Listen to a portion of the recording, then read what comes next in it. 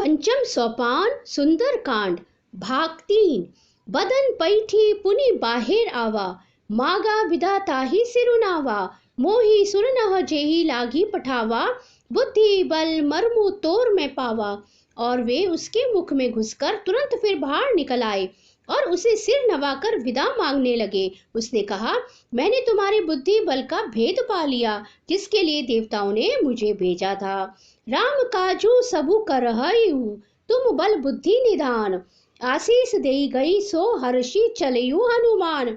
तुम श्री रामचंद्र जी का सब कार्य करोगे, क्योंकि तुम बल बुद्धि के भंडार हो। यह आशीर्वाद देकर वह चली गई। तब हनुमान जी हर्षित होकर चले।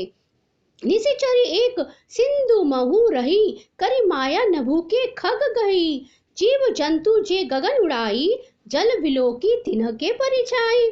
समुद्र में एक राक्षसी रहती थी।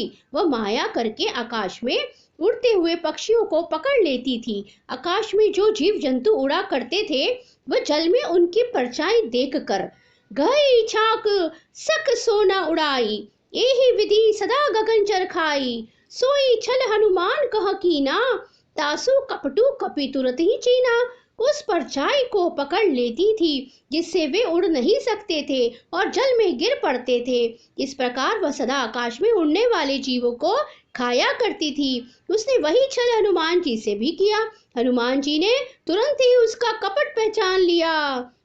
ताही मारी मारुत सुत वीरा, बारिधि पार गयो मति धीरा। तहाँ जाई देखी बन शोभा, गुंजत चंचरिक मधुलोभा। पवन पुत्र धीर बुद्धि वीर हनुमान जी उसको मारकर समुद्र के पार गए। वहां जाकर उन्होंने वन की शोभा देखी। पुष्प रस के लोभ से भौरे गुंजार कर रहे थे। नाना तरु फल फूल सुआए, खग मृग वृंद देखी मन भाए। सैल विशाल देखी एक आगे, तापर धाई चढ़ियो भई त्यागे। अनेकों प्रकार के वृक्ष फल फूल से शोभित हैं। पक्षी और पशुओं के समूह को देखकर तो वे मन में बहुत ही प्रसन्न हुए। सामने एक विशाल पर्वत देखकर हनुमान जी भय त्याग कर उस पर दौड़कर जा चढ़े। हुमा न कछु कपि के दिखाई, प्रभु प्रताप जो काल ही खाए। गिरी पर चढ़ी लंका ते ही देखी, कहीं न जाई अति दुर्ग विशेषी। शिव जी कहते हैं, हे उमा, इसमें वानर हनुमान की कुछ बड़ाई नहीं है। ये प्रभु का प्रताप है जो काल को भी खा जाता है। पर्वत पर चढ़कर उन्होंने लंका देखी। बहुत ही बड़ा किला है, कुछ कहा नहीं जाता। जय सिया राम सिया राम सिया।